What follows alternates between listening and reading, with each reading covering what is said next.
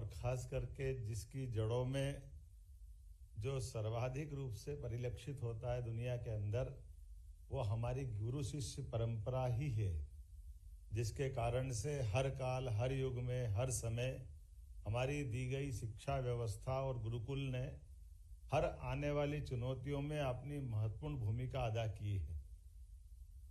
वर्ष कोई भी हो, समय कोई भी हो, चुनौती कैसी भी हो, जब भी मौका पड़ा तो उन चुनौतियों का सामना करने के लिए हमारे विश्वविद्यालय, महाविद्यालय और विद्यालय ने अपनी महती भूमिका अदा की है।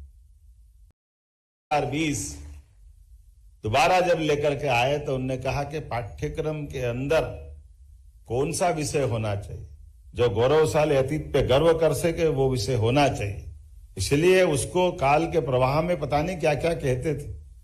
भगवान राम और भगवान कृष्ण के जीवन के उत्कृष्ट प्रसंगों को लेकर के केवल उनको कर्मकांड की माइथोलॉजी में डाल देना, ये दुर्भाग्य की बात है। हमारे लिए तो ये भारत का विश्वगुरु बनने का जो सपना है, कोई धनी बनना चाहता है, कोई ताकत वाला बनना चाहता है, लेकिन भारत ने अपना मार्ग कौन सा खोजा है?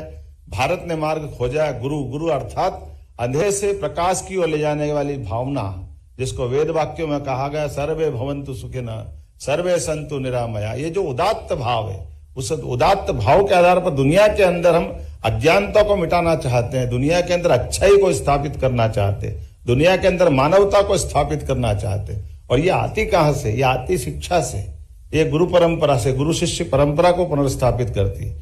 एक एक करके वो सारी बातें स्थापित होती जा रही है, जिसके कारण से दुनिया में भारत जाना जाता था। भारत दुनिया में संपन्न बनना चाहता है, लेकिन संपन्नता में स्वार्थी नहीं बनना चाहता है। वो उदारता के साथ अपनी अच्छाइयों को बांटना चाहता है। वो ताकतवर बनना चाहता है, लेकिन शांति के लिए बनना चाहता है। उसकी दिशा दूसरी नहीं, उसकी दिशा एकमात्र है कि हम शांति की स्थापना करने में समर्थ हो। इसलिए हमारे देवता एक हाथ में शास्त्र भी रखते हैं तो दूसरे हाथ में शस्त्र भी रखते हैं। आज के इस अवसर पर मेरी अपनी ओर से पुरस्कृत होने वाले सभी माननीय शिक्षकों को बधाई और शिक्षा विभाग के भी अच्छे कार्यक्रम की आप सबको बधाई। बहुत बहुत धन्यवाद।